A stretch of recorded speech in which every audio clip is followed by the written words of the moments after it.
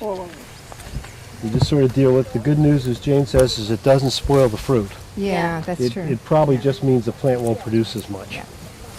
Good morning and welcome to the Fitz Farm Community Garden. My name's Vin Delova and I have been a member of the community garden since its inception in 2009.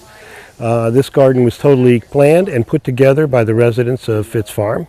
We have 9 beds, all 4 by 12, and every year they're taken. There's been a little bit of coming and going, but in general all the beds are used and farmed every year. I'm Carol. I live at Fitz Farm. I'm one of the original gardeners. There's 9 of us, and we have had some turnover, but I think about half of us have been here the entire 9 years. I plant every year a variety of vegetables, flowers, and herbs. It's a very healthy garden, I think. We're organic gardeners, and people have abided by the rules, and it's been wonderful. It's a great joy, I think, for all of us, the 9 people who garden here. Everybody's a little different, but everybody seems to have tomatoes and cucumbers and peppers, and there's always a lot of lettuce and squash and beans.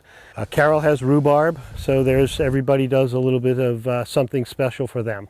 Okay, I'm Janice Griffin, and I've been here for about 4 years, and I usually plant tomatoes and beans and peppers, and this year I did beets.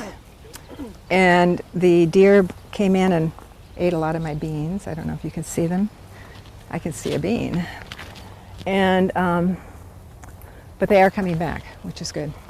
Actually, this has been a fairly good year. Last year was very dry too, and every year seems to be very dry. So this has been a good year, actually, because we haven't had all the funguses that we normally get on our tomato plants.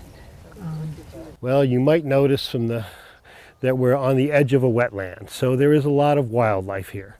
So we have deer here, we have woodchucks here, so the electric fence is meant to keep them out. And does a fine job, I might add. Yeah. So we definitely think that was a deer. Yeah. I'm sure that it was. That was a what? A deer. Liam thinks the deer could step right through with that space. And if he's not getting the jolt, he's going to keep coming. And it's flexible right there too. Yeah, so you can just push it down. Yeah. Exactly.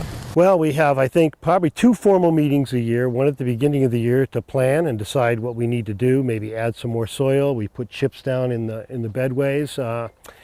These beds are now 7 years old. Some of them have been patched up a little bit at the corners. We'll probably be rebuilding some next year. So, and then we decide when to put up the fence, because the fence gets taken down every winter and put back up.